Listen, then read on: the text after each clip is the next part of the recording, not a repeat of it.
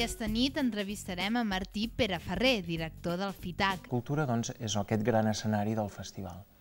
A part, mantenim, com l'any passat, Sant Domènec, la Planeta, i jo crec que de cara a noves edicions el que hem d'aspirar és tenir més escenaris, no?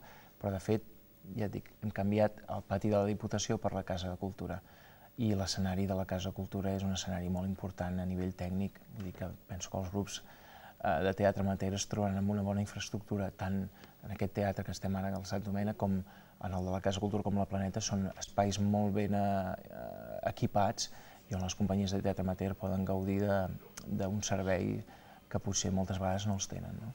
Nosaltres el que ens hem de fixar en aquest nou impuls, en aquesta nova òrbita que volem posar al FITAC, posar-lo a nivell dels festivals importants europeus, que sigui un punt de referència tant pels festivals de fora com per la pròpia gent de Girona, que la gent se l'esperi, que digui quan arribarà el FITAC aquest any, què hi haurà en el FITAC, i això requereix molt esforç i tota la il·lusió del món de treballar-hi.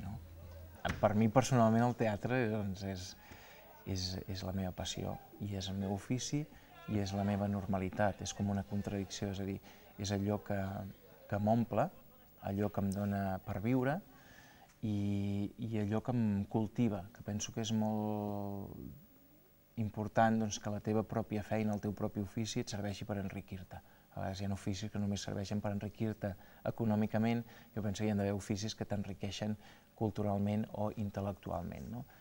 És la sort que tenim els que podem viure d'això, que a més de viure econòmicament, vivim espiritualment. I jo crec que aquest és l'objectiu dels que triem una vessant artística en aquesta vida.